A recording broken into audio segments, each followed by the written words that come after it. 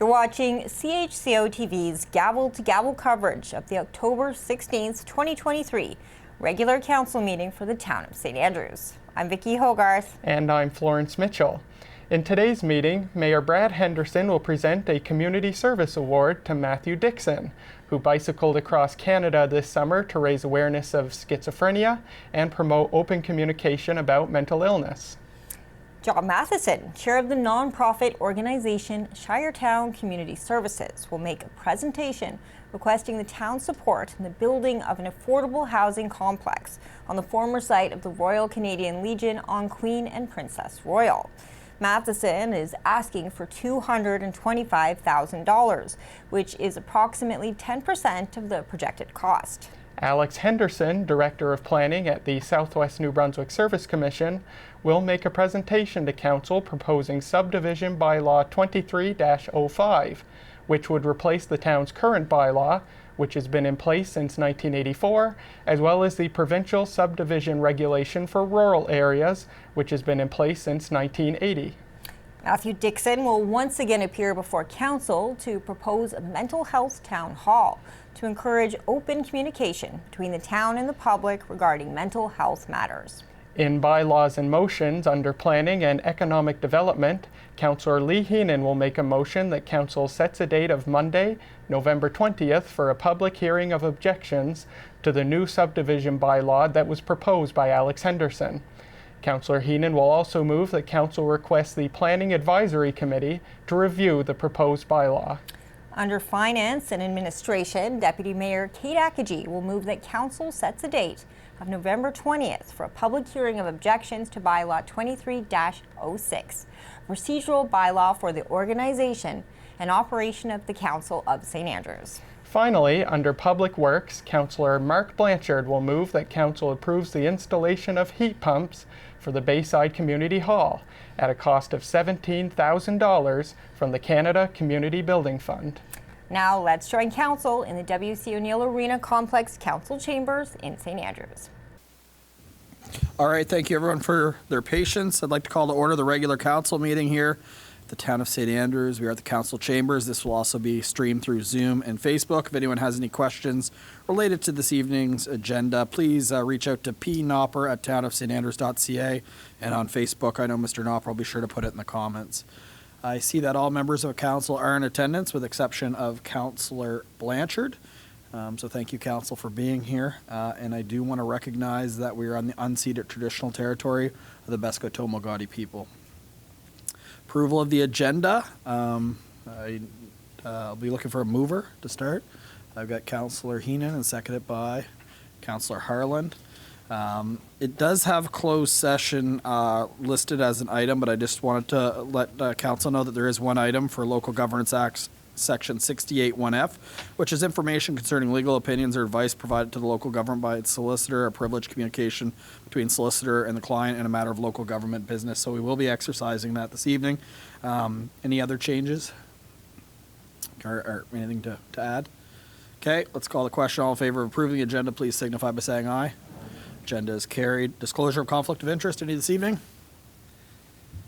Seeing none, that will bring us into our presentations. The first one is a Community Service Award, so I will switch to the podium for this one. One moment.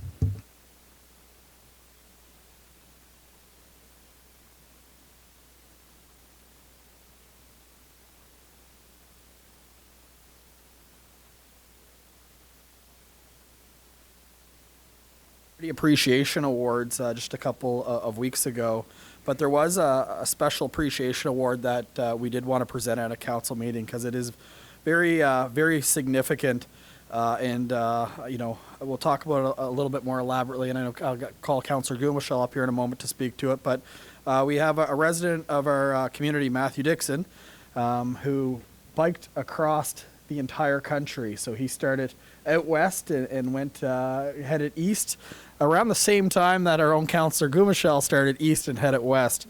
They kind of had two different strategies. One was kind of, I'm going to take it off the fly, and the other one had it all nice mapped out. The end result is you're both here safely.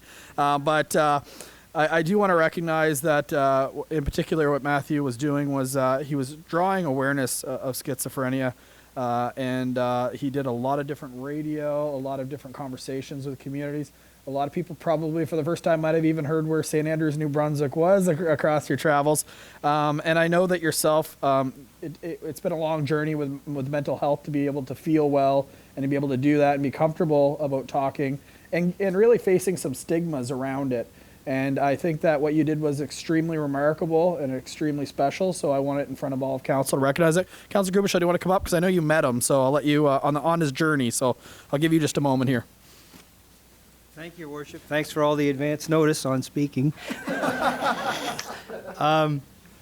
Certainly, biking across Canada was a bucket list thing for me, and to do it once was I'm pretty proud of the accomplishment. But our friend Matthew here has done it twice, and I remember hearing way back in the day that he had biked across Canada. I can't say for sure if it planted a seed with me or not. That was during university, so I don't exactly remember it quite back that far. But certainly, growing up in the Terry Fox era and all that sort of stuff, going across Canada and all the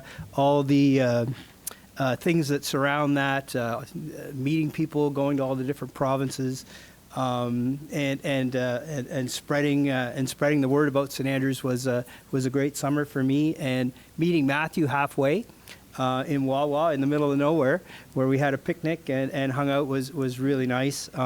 Certainly, I was embracing my inner Maritimer as I was going, waving at people, and Matthew kind of said, what are you doing? Well, you got to wave, and he didn't wave. He's not quite as outgoing maybe as I was, and so each day I think we should recognize that it was challenging for Matthew, maybe where it wasn't for me to just go out and be a bit silly. For him, it was a little bit more difficult to put himself out there each day. So for that reason, I think he certainly deserves a lot more accolades than me, who was just kind of doing it on a lark. He had a mission, he had a message, and he did the town very proud, cruising all across the country. So for that reason, I think Matthew should get his Community Service Award. So come on up, Matthew. A bit of blathering.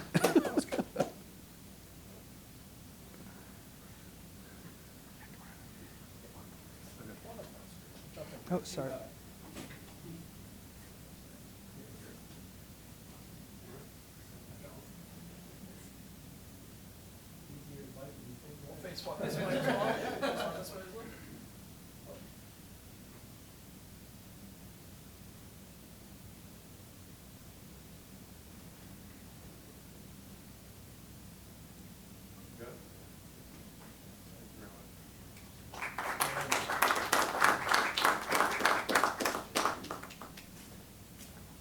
And Matthew, would you like to say a couple words? I can. I gave you about the same amount of notice as I did Councillor Grubishaw. The microphone's yours. Can I turn this? Yeah.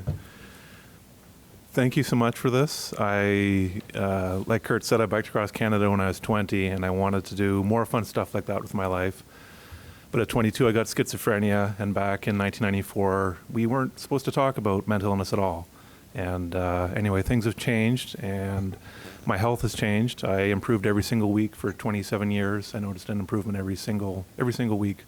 And it was this spring in March when I said the word schizophrenia out loud in public here in St. Andrews at Honey Beans, the coffee shop here. And I looked around, oh my gosh, I said that out loud, because I would whisper it, even in St. Andrews here, in like 2 years ago, 3 years ago, 4 years ago, I would whisper the word schizophrenia if there are people around. Even if I just was so scared to say it. And like Kurt was saying, he was more outgoing. When I met Kurt in Wawa, just past Wawa, I remember thinking, I think you're having a lot more fun than I am on this trip, Kurt. You seem so happy to do it. And I was really, it was really nice to see too, because this spring in March, you had said that I already knew you were going to bike across Canada. You had said it the summer before. And that was the seed that said, Matthew, come on, Kurt's doing it. Why don't you do it again? You've got the health now. I was 99% sure I had the health to do this. And I had a lot of the unknowns already worked out because I'd done it before. And I was in a unique place to have had done the trip. And with schizophrenia, I could do it again to show that people with schizophrenia can recover. And it's not to say that you have to bike across Canada to be happy and to be recovered, but you can have a life outside of just dismality, if that's a word. I don't know. My father's an English teacher. Is that a word, Dad? I wanted to show that, give people hope that recovery is possible. And plus, I really like doing the trip. I had a lot of fun doing it. And the other thing I want to say is that I didn't have the funds to do this trip. I had a little bit of money to start, and I thought maybe if I got out there and people saw me actually biking and not saying for the umpteenth time I want to bike across Canada, and if I was out there going from day to day biking with the funds I had, that people might donate to keep me going. That's all I really could do. And thankfully, a lot of people in town here, the town of St. Andrews is a big support, and people in Charlotte County and other people I know through the years in Canada and some other places donated to help get me across. And I tear up when I think about that. I was just so thankful that, because without it, I wouldn't have been able to do it. I'd have had to start hitchhiking from Alberta probably back home. And I can't say enough how thankful I am for everybody who let me do this trip. And plus all the words of encouragement and praise on YouTube and Facebook. I was just over the moon about that. I had the time of my life. So this is just wonderful. Thank you so much. Thank you, Matthew. And later on in the agenda under communications, we're actually going to be speaking about mental health town hall. So please stand around. People generally, when we get into the meeting, take off, but we're going to get you to stay for a few minutes because the letter is from you. The next presentation is John Matheson, who is the chair of the Shiretown Community Service. It is a request for support on affordable housing at Queen Street and Princess Royal Street. So there is a diagram I note in front of you, Council. So the floor is yours. I guess, Mr. Matheson, are we going there? Over to you. Probably know me long enough, you can call me John. Matthew's a pretty hard act to follow, so congratulations, Matthew. And I don't think I've biked around the block for a few years, so I better get back in shape if I'm going to keep up with Matthew. Shiretown Community Services, as many of you know, is a nonprofit charitable organization founded in the early 2000s. It didn't do very much for a few years, but then we found a project that we have found very rewarding, that is employing adults with barriers to employment, to find employment. And so we've been training 5-6 adults to prepare meals and serve those at the community lunches on Friday. But Shiretown Community Services mandate is very broad, and it includes housing for those who perhaps can't afford to live in St. Andrews right now. We know you said that maybe some people had not heard of St. Andrews. I find that wherever I go, there are people who have heard of St. Andrews. Many people have worked at the Algonquin. There are many people who have vacationed here. And of course, during COVID, a lot of people moved here. Housing prices have risen, and it's not a place where some people who are on minimum wage or just above minimum wage can afford to live. So the Legion lot has been vacant for a few years since the building was deemed beyond repair, and has been used as a parking lot for the last few summers. Shiretown has worked out a plan with the Royal Canadian Legion Branch number 8 to purchase the land and to develop it for affordable housing. There will be 10 to 12 units. We want to, of course, fit within the bylaws of the town. We're just in the early planning stages now. The rendering that has been passed around is very preliminary, and we would, of course, hope that the building would fit into the neighborhood well. And I'm not quite sure. I like the color scheme at the bottom of the page there. It looks rather 1970s. We probably update that and try to match the building's exterior and its design with the surrounding buildings. So if there were to be 12 units and 500 square feet each, then cost would be approximately $2,310,000 and take into account other fees and costs involved in preparing the land and getting permits and that sort of thing. I rounded up the cost to $2,500,000. And given the amount has been given to other projects in the past, and I know that the town is going to apply for some money to encourage affordable housing in town, making request of the town of $225,000, which is 10% of the projected total cost. Any questions? Yes, I'll open it up to council, ask questions. So, sorry, the units are 10 to 12 units, is that? That's right, according to what we can fit on the lot within the bylaws. And those are one-bedroom units, or? Well, some would probably be one bedroom and some two bedroom. Two of them would be given priority to veterans in honor of the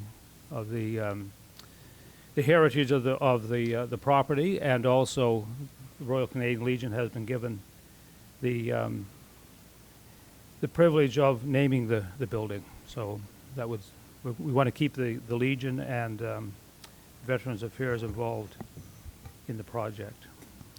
And is there any idea of what the rent would be per unit? And Well, the rent would be in keeping with, there would be half of the units would be subsidized, so that would be in keeping with the NV housing formula of 30% of income, and some would be at market value, which I think both the federal government and the provincial government require.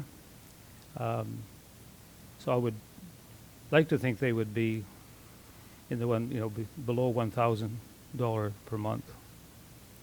Okay. But that's again, you have to see what the market bears and once we know what the costs are and how much we'd be subsidized by the various agencies. Of course, the less the building in the end costs us, the lower the mortgage. You have to pay the mortgage.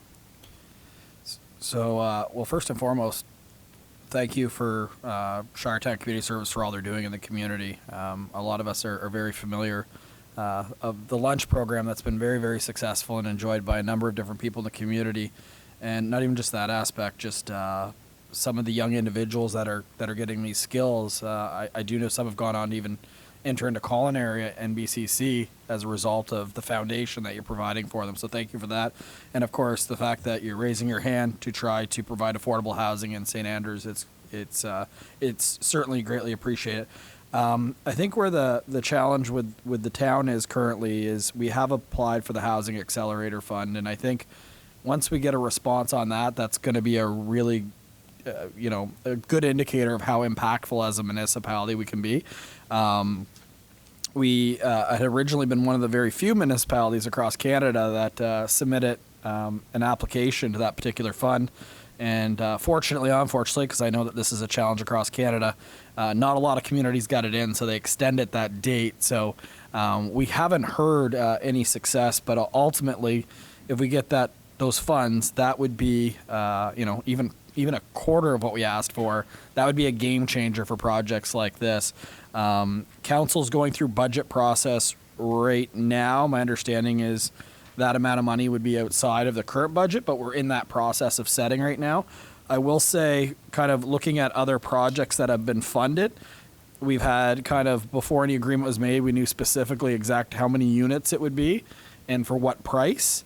And we also, in the case of our significant investment, and this would be the second largest investment, I believe, in the history of St. Andrews if council was to decide that, we also were able to lock the rents in for 15 years, which we're going through the process again. So some of that stuff for taxpayers' money, we need to make sure that we are, in fact, hitting the dartboard when we throw the dart, per se. So that's all stuff that I know it's preliminary for you, but I think for this council, it's all stuff for deliberation that they're going to need to know. Mm-hmm. We've had other developers come here and not be able to tell us what they're going to charge, how many units. So at the end of the day, because of that, we weren't able to get any deal done. And, part of the thing that is encouraged by the municipality is we actually develop some type of, I guess you could say almost like a development, not a development scheme bylaw, but some type of development bursary program, which would really have a clear indication of you're doing this is what you get in return, versus a piecework by, hey, we like this one, we don't like this one, to have a clear policy. But that's kind of right now, like, council, unless you see it differently, I think we really need to know specifically what this project, I know it's a little chicken and egg, because if you get more money, Right. it can indicate what you want to do. So there's probably a bigger conversation that would need to happen. And again, I right at this point, I don't know where we would, without getting that housing accelerator fund, where this money would come. Council, do you have any specific questions or comments? Councilor Harlan? Thank you, Mayor Henderson. Thanks, John, for the presentation. It was great. It's really great to see the work that Shiretown Community Services is doing. It's growing as an organization, which is really wonderful. The one question I had is, what I heard you say was that half of the units would be subsidized through Department of, I assume through Department of Social Development? Qualify for subsidies through NB Housing. Would be Same as Quinn House and Quaddy Breezes and right. the So- Dan McCoy House. So have you had some conversations? Yes, we had a representative from NB Housing come and speak to our group. Okay, you have, great. Yeah. And they said that this project would meet the criteria? Oh, yes. Excellent. Okay, thank you. Any other member of council? Councilor Bennett? Thank you, Your Worship, and thank you, Mr. Masterson. Can you just explain more about who you were targeting to house in this house? Well, please? Thank you. Of course, there's various opinions about that, but we're looking at people who would like to work in town but can't afford to live in town. People who are working seasonally, perhaps single mothers. I've been told that the group that finds it hardest to find affordable housing are women over 50 who don't yet qualify for CPP or old age pension, and are probably working at minimum wage jobs. They're on their own, and so we like to target those who would like to live here but can't afford to live here. Maybe they're even from here. I know some people have moved back to St. Andrews after being away for years and find it very difficult to live here now because of the rental costs. So, this being a Shiretown project, would you expect that you would put some of your own clients in the housing? Oh, they could apply, I would imagine, like anyone else. NB Housing, for the subsidizable units, as I understand it, they have a waiting list. And if they're subsidizing those units, then those individuals have to go on the waiting list like anyone else. Any other member of council? All right. So I think for next steps, what would make sense is obviously the public awareness is key, but I think it's important for maybe town and staff and even the council planning to sit down and talk about specifics of what that looks like. I don't want to delay an answer, but that housing accelerator fund is such a big component of where the funds would come from, because essentially that is money that the municipality received that would not be paid. Ultimately, we're all Canadian taxpayers, but it would be federal dollars, and it could be 100% federally funded, is my understanding, with no matching funds from the municipal government. So in a perfect world, that would be a wonderful opportunity to say that. And I know one of the things that we've talked about in the past is obviously with the ties to the Legion is you'd also be looking for potentially veterans or widows or spouses of veterans to potentially house there as well, which would be definitely a wonderful add. And then the other thing is just for the public's awareness is this would require rezoning, I'm assuming, Mr. Knopper, Mr. Spear. So there would be a process that this would have to go through, as I believe it is zoned currently institutional. The one thing that does jump out, and I'm sure that it is probably there, but in the diagram I don't see any parking. I'm assuming that for a 12-unit building there would be adequate parking to... The town manager and I have talked about that, and that will be a challenge. I'm not sure whether we would go through the process of asking for a variance or there are other ways to address that. Mr. Spear has told me. So I think that would be part of the discussions we would have when we decide how many units we're going to build.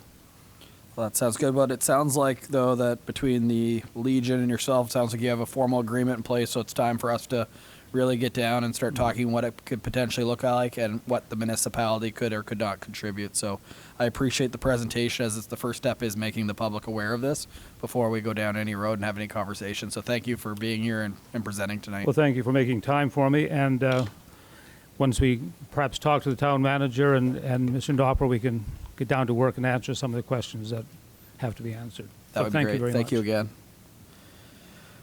The last presentation for this evening is the Director of Planning for for SNBSC, so Alex Henderson. He is going to be here regarding the proposal for bylaw 23-01, which is a subdivision bylaw for the town of St. Andrews. He must be joining us via Zoom, is he? I am, Your Worship. There Can he you hear is. Yes, I'm just making sure he wasn't at the table. I did that to Xander once. I had some trouble logging on here, so. All right, so I'm going to get the presentation up.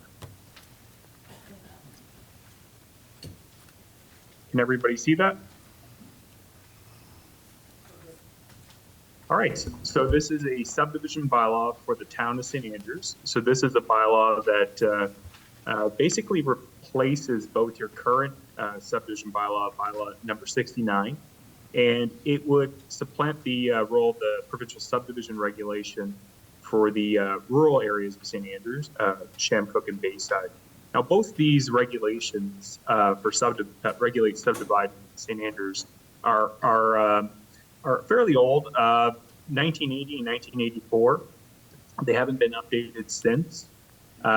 So there's a need to modernize the subdivision rules for St. Andrews. In 2020, there was a new municipal plan adopted by council for the town site of St. Andrews, which had a number of goals, objectives, policies that related to how new subdivisions would work. So it was envisioned when the municipal plan was adopted that this subdivision bylaw would be brought up to sort of a modern standard at some future point after the municipal plan put the policies in place. So this subdivision bylaw really comes from that, but also touches on some of the objectives that are in the rural areas, and I'll get to that in a minute. So there's a couple things here. It's not just that the documents we're using for subdividing land are older. We also have the local government reform, which changed the boundaries of the town. So now you have rural and urban, so to speak. And there's some different rules that would apply for each. So we do need to have a regulation that kind of outlines when and where those rules are and whose responsibility what. So this document addresses that and provides clarity for development.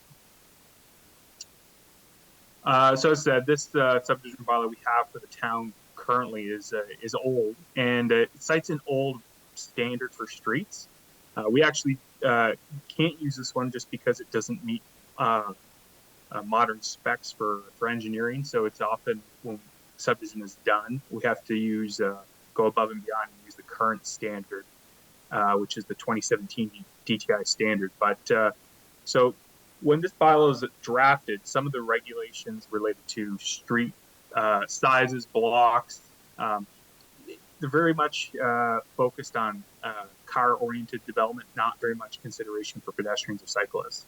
So this is one of the things we have to look at with the new development of streets and new subdivisions. The provincial subdivision regulation also has a limitation in the sense that it doesn't allow for any lands for public purpose. So lands for public purpose is set aside portions of land up to 10%. In the case of St. Andrews, it's 8%. And these are lands for parks, for a future community amenity that the developer doesn't build these amenities, but they have to set aside land to dedicate to the local government so that these can be supplied to the development by the local government in the future. So dedicating land for public purpose is an important part of subdividing land, and currently we can't do it in the rural areas. So we talked about the DTI standards and how some communities have adopted them just because they provide an easy reference for rules and regulations on road widths, block length, and so on. And there's a number of engineering specs that kind of provide some standard ways to construct roads. But the planning sort of components, some of the discretionary decisions around the length of block and so on, in some ways they don't really meet the community's objectives around active transportation, age-friendly communities, bringing in considerations for cycling. So we had to look elsewhere for some standards that would meet the objectives of the municipal plan. Also, with the current structure for rural areas where you can't get lands for public purpose, things like providing access to the intertidal zone, which is in both rural plans, it's near impossible to actually make sure that this policy happens. It was put in the plans when those plans were drafted back in 2009 and 2010, but neither plan could really achieve that without the subdivision rules changing, allowing for public access in new subdivisions. So, as I said, in addition, the town's municipal plan has a number of things that pertain to how it envisioned its subdivision bylaw changing. And these are a few of the things: trails, connectivity for recreation, innovative green infrastructure solutions for drainage. New roads must have walking and cycling infrastructure or multi-use paths, traffic calming on all residential streets, and tree-lined streets. Now, this is also echoed by your transportation master plan, which is not a bylaw, but it was a study done by the engineers at CBCL, and that was a community-wide process. So they have a number of recommendations in there for your new streets.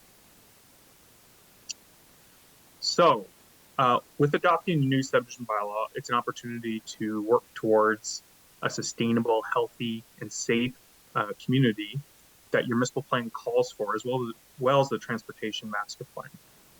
In addition, you're meeting some of the objectives of the Shamcook and Bayside rural plans by encouraging lands for public purpose, which can be used for things like community amenities in rural areas, as well as things like accesses for boats or other pathways down to the beach, which can be cut off by development if there's no consideration for lands for public purpose.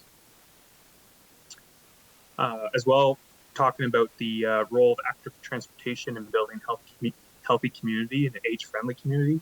So this subdivision bylaw and the standards which we looked at for new streets certainly includes consideration for that, and you'll see that in a minute.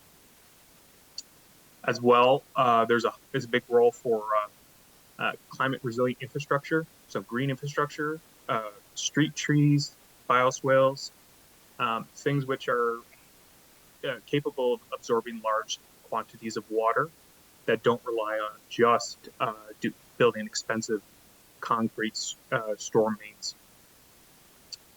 So we also are dealing with a new regulatory environment for planning in the whole province, actually. Just this month, we had the Statements of Public Interest regulation adopted by Cabinet. So this applies to all new planning bylaws for the province. And in it, there are some broad statements that are essentially regulatory and required for all new planning bylaws. So things that the Statements of Public Interest regulation calls for with your subdivision bylaw, municipal plan, future zoning bylaw, is to promote a range of transportation options, including public and active transportation, consideration for energy conservation in the layout of communities, climate change, climate resiliency, promoting green infrastructure, which means things like bioswales, as we talked about, and other sort of natural solutions, and to make sure that development is occurring in areas where public infrastructure exists and promote those areas, or to promote them in locations where there's no services, but there's existing actively maintained roads. So this is something we're looking at, and I would recommend that the next steps be followed, that this goes to the PAC for views, as well as we do the public hearing. Because this is a brand new regulation and that this bylaw is going to have to comply with it, I'm also going to suggest we send it to the minister's office, so Paul Jordan, to check that this proposed bylaw would meet this regulation. As I said, this is new as of this month, so we're learning it. I just did a training session last week with the other planners in New Brunswick, but we want to make sure it complies. We had some idea of what it contained and built the subdivision bylaw around that, but with some training, we're still learning how to use this new, apply this new provincial regulation. Okay, so the way that this bylaw works is it doesn't just adopt one standard for all streets like a one-size-fits-all solution. Instead, it provides different types of standards for different types of access and different types of purpose. So from arterial down to a private right-of-way.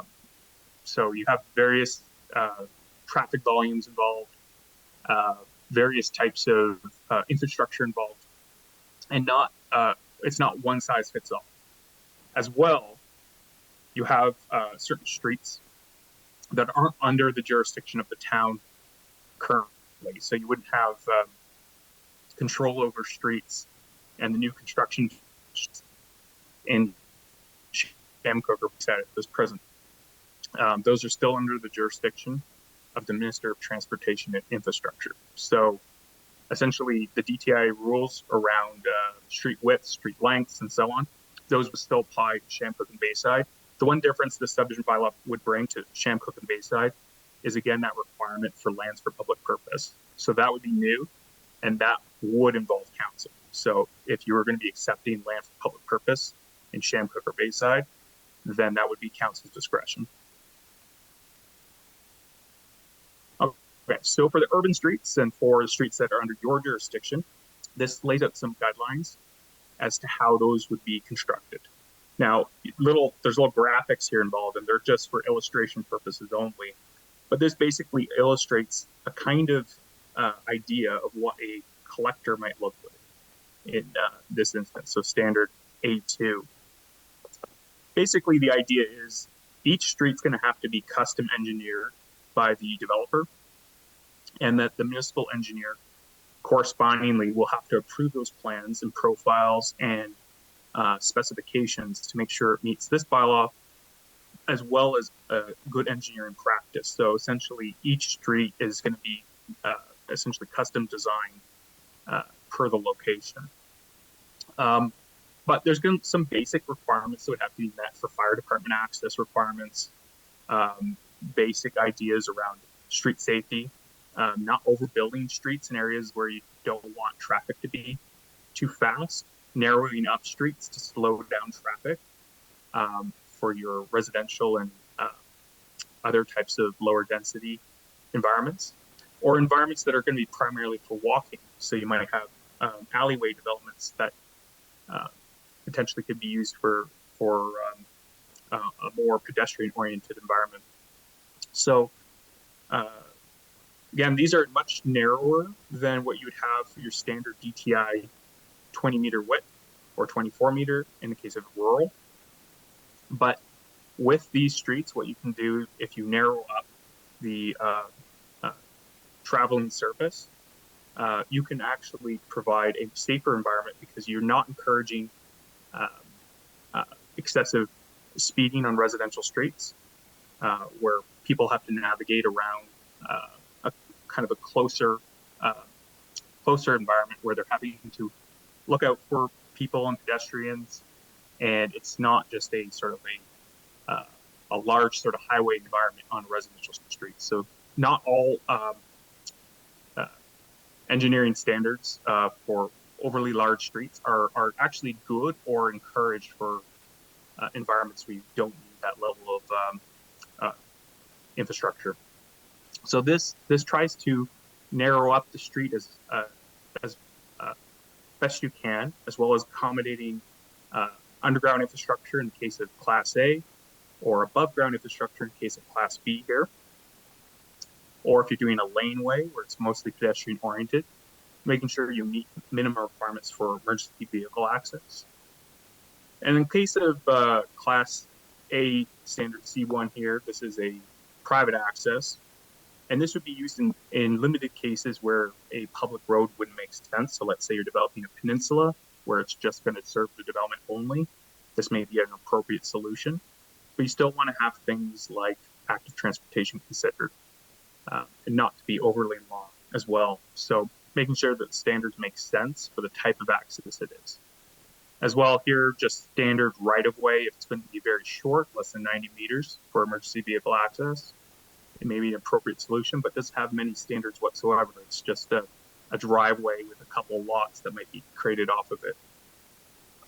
So when you get to the process here, this Appendix A kind of lays out how a new subdivision with new infrastructure would be created. Starts with your tentative and goes all the way down to council approving it after municipal engineer approval and inspections and quality control from the developer.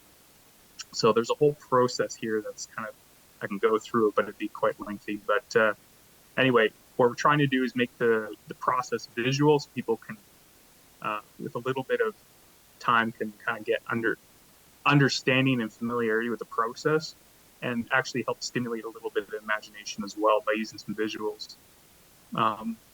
Yeah, so I'll just stop sharing this and turn back to you.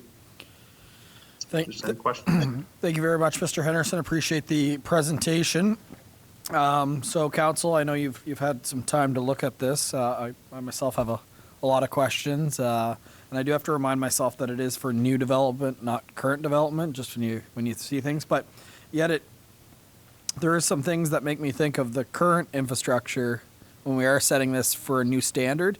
I guess my first comment is obviously it makes sense to, if you're putting in a street, to have a sidewalk. It makes sense to potentially have a trail. But when that happens, any new development, it's automatically, if it's within this bylaw, means we kind of have to do it if it's feasible to some degree. I guess my concern is, like, when I read this bylaw, it says that we'll get the developer to potentially, council has the right to require the developer to install or pay for growth-related infrastructure associated with new development. So if we have a developer coming in to develop a particular subdivision and that requires sidewalks, based on that, would the expectation it be that we expect the developer to pay for the sidewalk infrastructure? Is that something that would be the council of the day to decide if that's something they're going to make? Because I will say that in the past, St. Andrews has had a history of not being development friendly. And if this is a new standard, that is just a new amount that we'll have to add on. And ultimately, the price of homes are extremely high, as we just heard from that presentation. Ultimately, whether it be the taxpayer of St. Andrews or whether it be the purchaser of the subdivision, someone is going to have to pay for this. So ultimately, it's going to cost more money. So I guess my question is how we envision that looking like. And I'm not doubting that it isn't something we should have required. And then secondly, is if I look at, like, let me get my terminology right because it's still new. When I'm looking at like a local street class A, and I'll look at kind of where we have a high density area, so Champlain Avenue, if we're putting in a new road that's like kind of a local street at the bottom of that, it would have a sidewalk, but the main artery, Champlain Avenue, still wouldn't have a sidewalk. So it kind of feels like where all the traffic is doesn't have one, and then potentially down the hill will. And the reality is not everywhere can really have sidewalks in a community because, quite frankly, you can't afford it. Like, you really can't. We're having a hard time getting our vital ways with sidewalks. I just question if, as good as it sounds in theory, can a community really, in a rural municipality, afford to have sidewalk on, not all, and I know that some don't, but on as many roads as they do if they're not vital. And I guess that's a balance in this that I guess I'd be looking for maybe a little bit of comment from Mr. Henderson. Sure thing. So the way this works is it's the standard, unless otherwise stipulated by council. So, and that's how it works currently. So if council looks at this and says, you know what, this location, you're not going to be able to do the sidewalks. You don't have sidewalks connecting for some ways, and we're not going to require it. Now, council can do that. What we would do in some cases, though, is if there was an ability for the development that's connecting to, say, a street that had sidewalks, and they said, well, I would rather not put sidewalks in because of the cost. Well, if it's to meet the standard or not, what we would normally recommend is say, yes, you need to meet the standard. That cost should be involved. The sidewalk network shouldn't be cut off. But council has the ability to look at a situation and to accept a solution that is proposed. So if it doesn't meet the standard, you can still accept it. So that's actually in the text of the bylaw there before it even gets into the different standards for the different types of development. So before it states that unless otherwise stipulated by council or the minister, as the case may be. So certainly you could look at it case by case.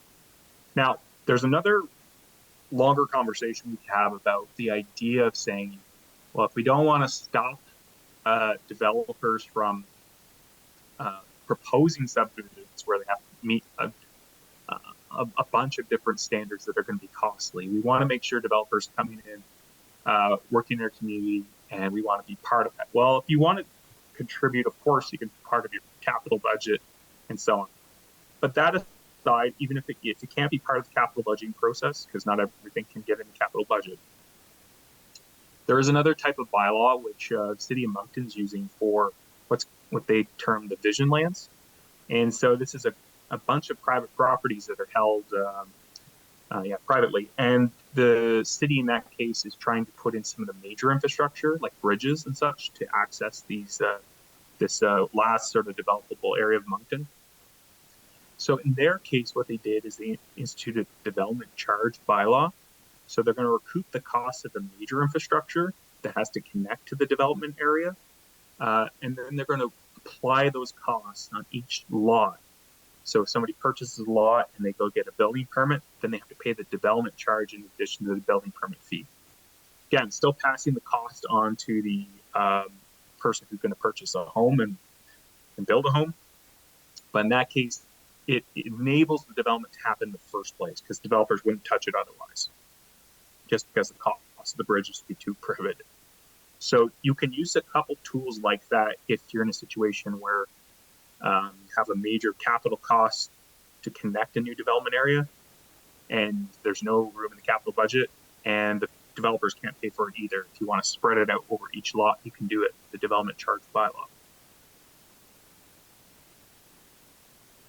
Thank you. Do you have a question related to that, Mr. Spear? Yes, Your Worship. I guess one thing, I understand what you're saying about the costs and stuff, but when developing land, you have to do it right the first time or it's never going to get done. And as we've seen the challenges in the plat with active transportation, we're going to have to be building onto people's front lawns and different things like that. And even though people up front want to say that they want the cheapest way to get into a house, within a few years they're saying, okay, what possible services are you going to be providing me and why not? And I think as you're looking at this, you're going to have to take that all into consideration, that these services become an important part of the community in the long run. And Alex, correct me if I'm wrong, but I think there's even an opportunity, let's say you don't want to create sidewalks at the front, but you could say, okay, but we're going to take an extra 5 meters of a right-of-way in order to potentially build an off-road trail in 5 or 10 years down the road, that could probably be incorporated on the long run if you wanted to encourage a developer to get in cheap to get the houses built. And then as the tax base builds up in an area and it becomes necessary to have these trails or walking areas, then as the taxes coming in to pay for it, you already have the easement there in the plans to have a sidewalk or a trail. You just have to start it once you feel the economic situation makes sense. And I think that's the key point, that you don't want to assume that a street's going to just fill up and be high density and pay for all this infrastructure and then it's privately owned and it doesn't happen, right? Like a little bit of a chicken and the egg, especially when I really can't see too many developers coming in here and agreeing to pay for a street full of sidewalk. I just can't. They're asking us for money, let alone we're going to charge you more. And then I guess the other one I'll pass it over to council is just a little more clarity, just with Shamcook Bayside. I know like the definition for a local street means a right of way under the control of council, but when you're out in Shamcook Bayside and it comes to roads, this council doesn't control the roads at all. So I guess just a little bit of a highlight on that, if you could, Mr. Henderson, on the difference between the local street and how that is different. And I guess the other one is just to confirm, we do receive funds from time to time on Highway 127 as it enters town, it's technically a provincial highway, but I think it's under our authority to make decisions. So I'm just making sure that if you look at Mowat Drive or the 127, that is in fact part of this particular local street. So, yes, thank you, Your Worship. So to answer the question, the way this bylaw handles that distinction between Shamcook and Bayside and the town site of St. Andrews, it defines rural roads as roads under the jurisdiction of the Minister of Transportation and Infrastructure. So those would continue to be managed by the department. So if you're proposing a new street in those areas, it would be handled by the DTI directly. And the only instance that the town would be involved, well, there's two. The PAC would be involved in recommending the layout to DTI, and council would be asked if the land for public purposes proposed in that subdivision are going to become an asset of the town. So you get to decide on that. But the street and the decisions around the street and the infrastructure is all DTI in rural areas. So that's and it's important that you have a bylaw that actually spells this out, because currently it's a bit vague as to the roles and responsibilities, and we want to be right for the developers. Thank you. I'll open up to council. I've asked my two questions. Member Council, I think Councillor Bennett, did you have something on that?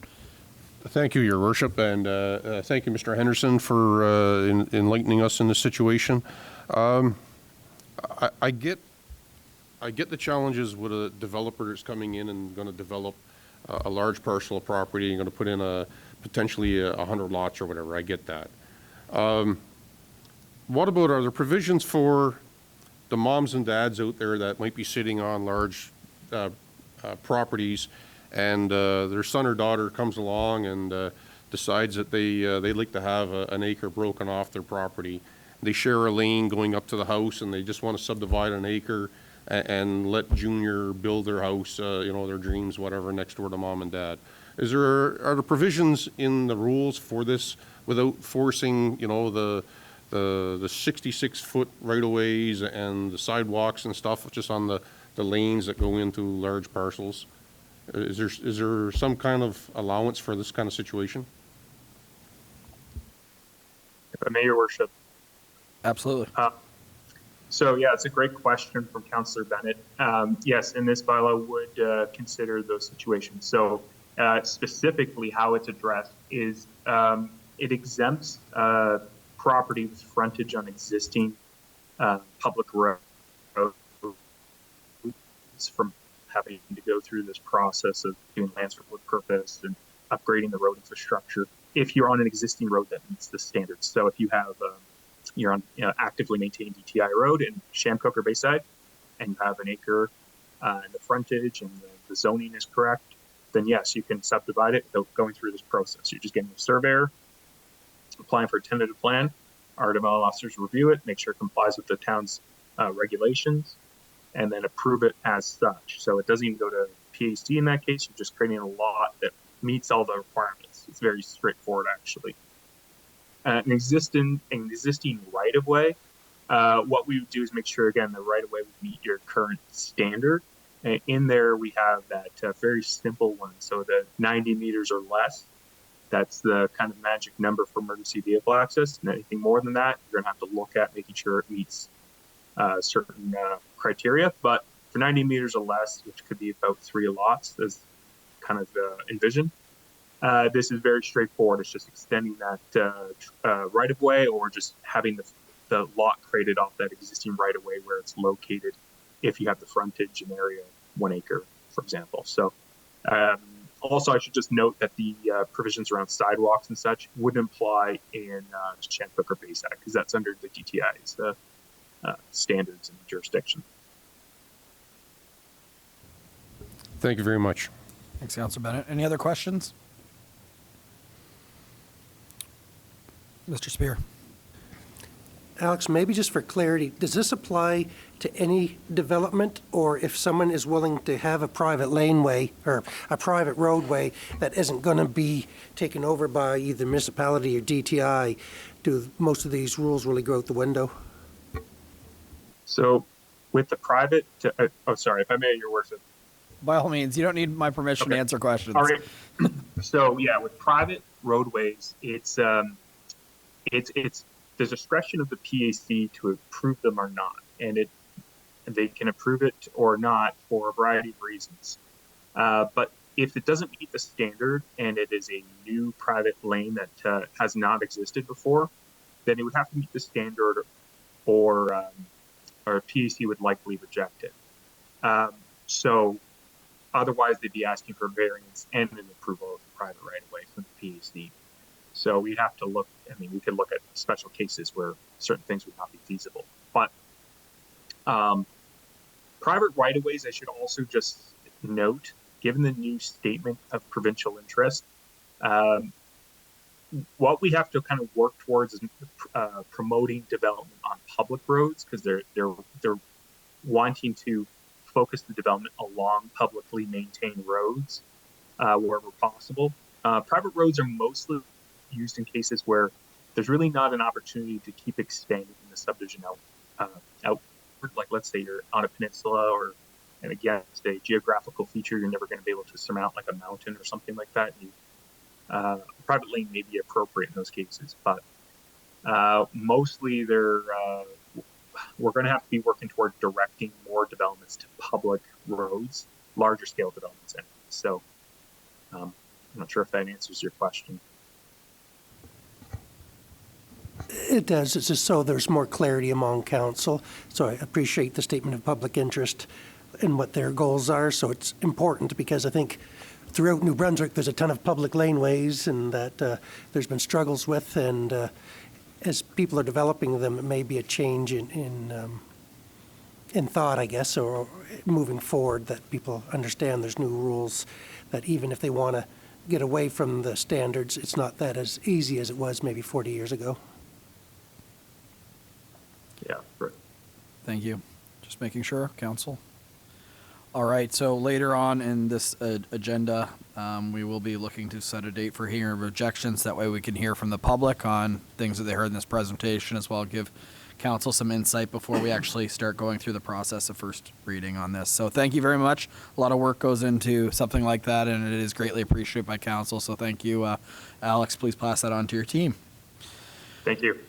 All right, so we are now, we have no minutes to approve, so we're into communications. We did actually from our award recipient tonight, Matthew Dixon, get a letter about starting proposals for mental health town halls, which would be a way to discuss mental health in our community.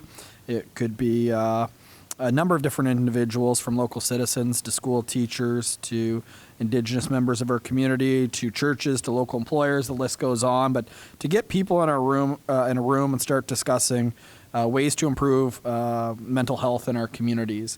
It talks about safe spaces, but also certain moderators that might be good.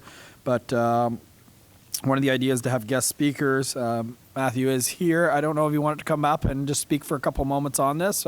Since you are here, I think it would be good for council to hear your idea, and then we'll kind of take it as next steps from this council, if that makes sense. Would you like to come up? Sure.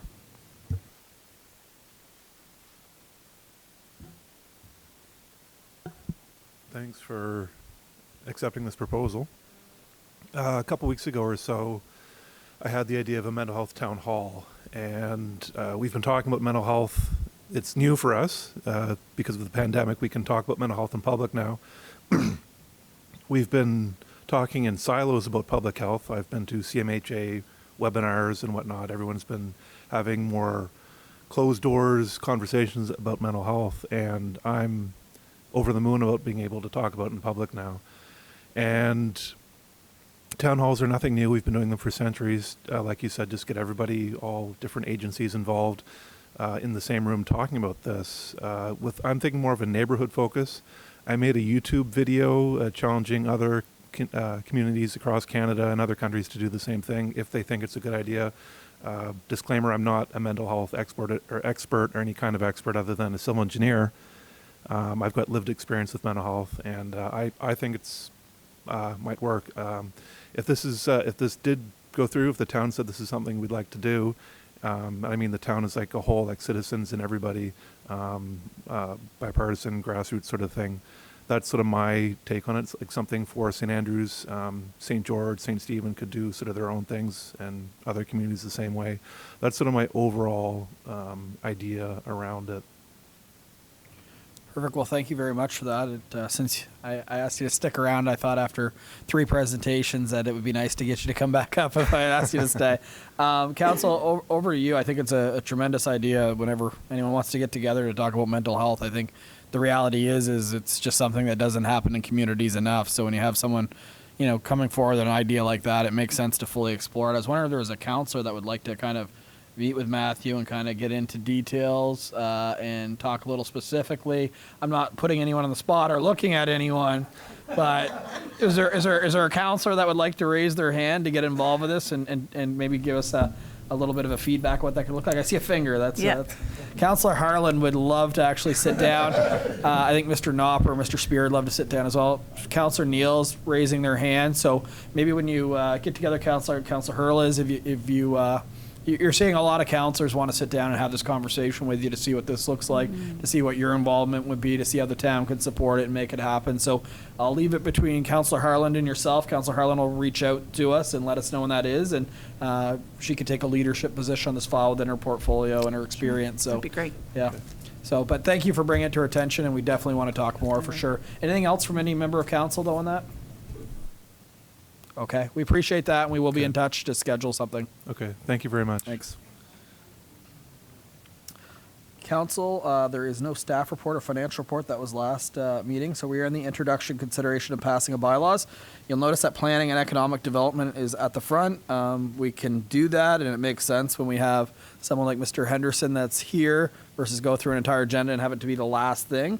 You're gonna see this move around a little bit. I don't think it really takes anything away from the meetings, but sometimes guests that are here for a specific item, and it just, in essence of the fact that they probably have a meeting almost every night of the week, I think it's a courtesy that we could do for them. So over to you, Councillor Heenan. Thank you, Your Worship and Council. This is reference number PED 231010, bylaw number 23-05, subdivision bylaw. Town staff and the planners of the Southwest New Brunswick Service Commission have been working on the creation of a new subdivision bylaw for the town of St. Andrews. Provided with this report is a copy of the proposed bylaw, number 23-05, subdivision bylaw and planning report that provides details of proposed changes. The new subdivision bylaw gives flexibility for varying types of development that could be proposed in the community.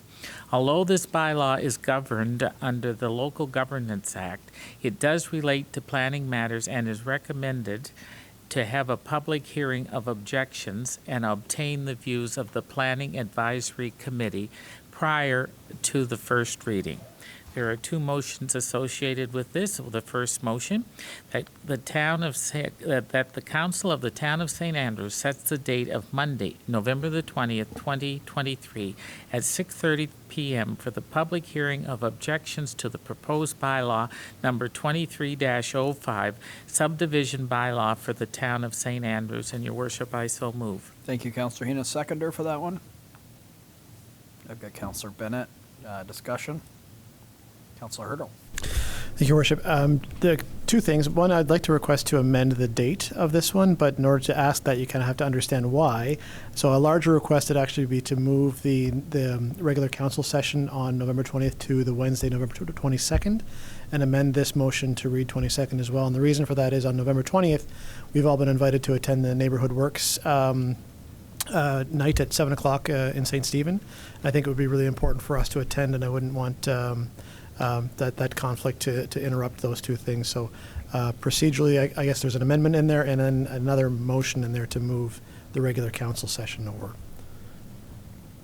Thank you. That's a good point, because I've been invited to several things, and I've always had a meeting every single night they do, to the point where I think that they think I might not care, and that's a good thing. What we'll do is, could I look for, just because we have a time period we have to set. I was going to table it just till we can look at everyone's schedules just on that night. But if we table it, it will delay it. But does that hurt anything to just bring this back? Is there a time crunch on this particular one where we wouldn't just bring it back? Right now, I think Councillor Hurdle has actually proposed an amendment. So I guess you should go through the first two steps and then table after. Okay, perfect. So since we have a mover for the amendment, then we'll get a seconder to your point of order. Could I have a seconder for the amendment? I got Deputy Mayor Akaji. So just to be clear, that is just jumping ahead to the Wednesday, the 22nd. Okay. So I don't know if we want to set that right now or everyone look at their schedules quickly. I just don't want to lock us in unless there's something else going on that night that we're not aware of. If we could table it for just till the next regular meeting. But over to you. Maybe it works for. Through your worship, it's your call. I mean, you don't necessarily have to run public hearings of objections on the same night you have regular council, so they can be separate. So you could make this motion to change it to the 22nd, and then you could have another motion tonight, or you can defer to the next regular council meeting to bring a motion forward to defer that regular council of the 20th. Okay, it's on the floor, council. Whatever your pleasure is. There's nothing jumping out for me right away on this one, but I just want to make sure that I don't set something for you that there could be a competing PAC, some other meeting. But if there's nothing, then we can go ahead. Okay, I'm not seeing anything, so Councillor Heenan? Your worship, I was just looking through. I thought we had another motion to be set on the 20th as well in one of our other correspondence. We do. That's for the procedural bylaw, so we'd be moving that at the same, whatever we decide on this, Okay. we'd be doing this. You don't have to, but I assume we'd do it for the same. Yes, thank you, worship. Councillor? Just one quick comment. I think we often talk about services that are set up in St. Andrews that benefit the entire region, and we often ask that other communities show their support for the services that we have set up here. I think this is a great opportunity for us to show support to another community that does services that impact and help us here too. So just as a note of encouragement, I think we should all show up. Thanks. Thank you. So if there's no one that wants to table and for the scheduling, I'm fine setting this. So we have a mover and a second on the amendment. All in favor of that amendment? Aye, That has been approved. So we'll go back to the original question. So this is to set the hearing objections on November 22nd. All in favor, please signify by saying aye. Aye. That has been carried, and we're on to the next motion.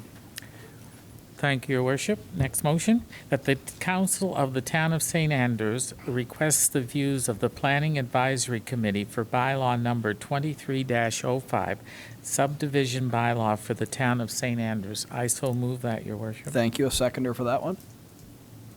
Okay, we got Councillor Harland. Discussion? All in favor of that motion, please signify by saying aye. That has been set. I think we're going to see Deputy Mayor Akaji, a very similar process for this one, but let's get it on the floor. Oh, Your Worship. Oops. Sorry, can I just have a quick question before Sure. you jump off this one? Was due to the nature of the subdivision bylaw, I'm wondering if we should have maybe a special public engagement session. It doesn't have to be before the meeting of objection necessarily, but with potentially developers and builders in the area, just so people that should be in the know or in the know a little bit. We don't have to arrange anything tonight, but I just want council input if you want us to extend a little bit more than usual, or if you're okay to follow the normal process. I think whenever you offer to do more engagement, we're going to say yes. So, yes. Anyone feel contrary? Yeah, all for it. Thank you for that suggestion. Next one, Deputy Mayor. Thank you, Your Worship and Council. FA 231017. And it's the bylaw number 23-06, a procedural bylaw for the organization and operation of the Council of St. Andrews. So the background is this. As a follow-up to September the 18th, 2023, regular council meeting discussion on bylaw 16-03, a procedural bylaw for the organization and operation of the Council of St. Andrews, provided a report outlining a new draft of the bylaw. Staff have taken the comments from the council and incorporated them into a new version of the bylaw. If council is satisfied with the changes presented by staff, it is recommended that a public hearing of objections be called to start the bylaw process. So the motion is this: that the Council of the Town of St. Andrews set the date of Monday, November the 20th at 6:45 p.m. for a public hearing of objections to bylaw number 23-06, a procedural bylaw for the organization and operation of the Council of St. Andrews in the council chambers at the W.C. O'Neill Arena, 24 Reed Avenue, St. Andrews, and I so move, Your Worship. Thank you. Could I have a seconder for that one? Councillor Harland. And this one is open. I've got Councillor Hurl, I'm assuming, looking to amend this to November 22nd. I'm a pretty good mind reader. You read my mind. It's fantastic. Thank you very much. Could I have a seconder for Councillor Hurdle? I've got Deputy Mayor Akaji seconding that. So that's on the table. Any other discussion on this one, though?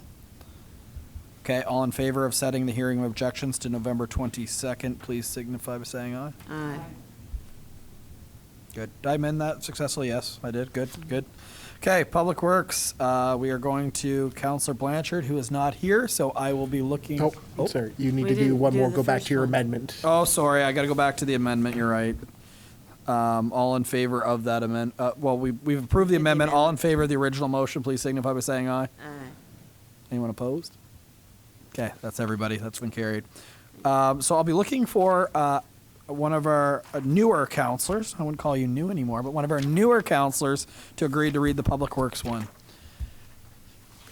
Councillor Harland is the first to raise her hand. So, this is page 56. Yeah. It's Correct. reference number PW 231013. And it's, the subject is Canada Community Build Fund for heat pumps for Bayside Community Hall. The background of the motion is as follows. This report is a follow-up to the discussion from the October 3rd, 2023 regular council meeting on the use of the Canada Community Build Fund and plans to spend it in Bayside and Shamcook. Please see the attached report for additional details. It is the staff's recommendation that a portion of the funding be used in 2023 for the installation of heat pumps for the Bayside Community Hall for $17,000. $17,000, yes. The motion is as follows, that the Council of the Town of St. Andrews approves the installation of heat pumps for the Bayside Community Hall at a cost of $17,000 from the Canada Community Fund from 2023. And I so move. And could I have a seconder for that one? I got Deputy Mayor Akergy very quick on that one. So we're up to open to discussion. You'll note that attached to the back of this is there is a report on the Dock Road. The Dock Road is not advertised on this particular council package. So to me, I think that report should come forward at a budget meeting when we're discussing, because it is something that we have within that when we get into capital projects. So, but from that last conversation you had, what I heard is the parking lot was going to be discussed further. But this one seemed like it was ready to come forward, if that's correct. So I guess open this up for debate. Deputy Mayor Akergy? I think it's great that they're going to get heat pumps to bring down their heating costs. Thank you, staff. Thank you. Anyone else? Okay. Councillor Ware. Thank you, Your Worship. Perhaps Mr. Spear could comment on all the emails that floated around today with respect to the Sea Cadets and Bayside Hall. Sure. So I guess it's outside the motion a little bit, but we'll say that there was the Sea Cadets have asked for additional space for their target shooting, and just to be clear, it's not with normal guns. It's, I think, with air rifles, just so I understand. And sometimes we allow them to do it in the summer and the off-season, but they usually do it in the curling shed. But they're looking to be able to practice more frequently, and the Bayside Hall Committee was happy to allow for free use of space out there as well. And the kids usually, in anticipation of that, will also provide some types of volunteerism in the spring. So there may be something along to that. So we're grateful for that. And also it's grateful for more use of the Bayside Hall, which, because of the pandemic, faced some struggles with use. But the recreation manager and the active committee, we're hoping to get more use. So anything we can do to make it a better situation will be great. And I think the Councillor Weir had mentioned before, too, the committee had money left over before the local government reform, and they've taken almost all that money to upgrade the kitchen facilities on their own dime, so to speak. And so our previous tax dollars accumulated, so they'll be happy to even provide more use and upgrade to the facility. Thank you. Councillor? Yes, thank you, Mr. Spear. for someone that has done competitive handgun shooting, the heat pumps will be of great use. It's pretty stressful there on the firing line. Yeah. Anyway. I just know if I had an area growing up that I could safely shoot a BB gun, I might have some of my childhood toys left over, because that's what we used to do. I'm guessing they're probably airsoft would be my assumption versus BB guns. So, but I haven't seen that happen yet. That's correct, Your Worship. Yeah. Anyone else? All right. All in favor of this motion, please signify by saying aye. Perfect. And this is probably one of those decisions that will pay for itself very shortly, based on, I guess you could say, more power efficient heating. All right. That's it for motions. Nothing under new business. Question period. Was anything submitted throughout the course online, Mr. Nopper, or is there anyone online? I guess you can ask if they do know online. Anyone in the audience like to ask any questions related to the agenda this evening? We've given you the mic already twice, Mr. Dixon. Okay, councillors' comments. I've got Councillor Hurdle. Thank you, Worship. Just before we conclude business, in terms of moving the regular council session from the 20th, do we have to make a motion for that tonight? I'll bring a motion forward to the next meeting. Okay, perfect. And then it'll just Thank be you. formalized that way. Anyone else? Deputy Mayor Akagi. Thank you, Your Worship. I just want to mention that this week on the 20th of, which is Friday night, they're having a movie night at the Anglican Church Hall, and it's the Jesus Revolution, which is, I think I've got the right name. Anyway, it's a great movie. It's at 6:30 on Friday night at the Anglican Church Hall. It sounds like a great time. And then the 21st, which is Saturday night right after it, they're having their Halloween party. So if you've got any youngsters or youth that are interested in being at the Halloween party where they hunt for things outside if it's a nice weather day, but anyway, they do it. So, and that'll be at 6:30 on Saturday. So, and again, that's the Anglican Church Hall. And I'd like to thank the Legion for the banners will be going up for the Legion members, family members. So I'm excited. I want to see my dad up there, and I know the family is excited, and I know many of the families are excited. I'd like to thank their committee. I know Inez Thomas Cooley and Sue Coombs have headed it, and with our staff, thanks to them for assisting them, and the town crew for putting them up. I know that's a lot of work, especially when you've had Indulge and you've been working very hard, but I really appreciate all the work that you do for our town and making it look spectacular. I've seen all the other ones up in St. Stephen and St. George, so I'm dying to see them in St. Andrews. So thank you very much, and thank you, Your Worship. Thank you, Deputy Mayor. Any other member of council? Okay, I'm good this evening myself, so let me just jump back here to my closed session. Mayor Henderson, do you want me to read it? I'm close, I think. All right, there we go. So at 7:47 p.m., I'll be looking for a mover to go into closed session as per the Local Governance Act, Section 68(1)(f), which is information concerning legal opinions or advice provided to the local government by its solicitor or privileged communication between solicitor and client in a matter of local government business. I've got business. I got Councillor Hurdle and seconded by Councillor Gumashell was quickest there. Councillor Neal, you've been third a lot tonight. I just wanted to let you know. All in favor of going to closed session, please signify by saying aye. That's everybody. We'll give a moment to shut it down. Thanks everyone for attending and listening this evening.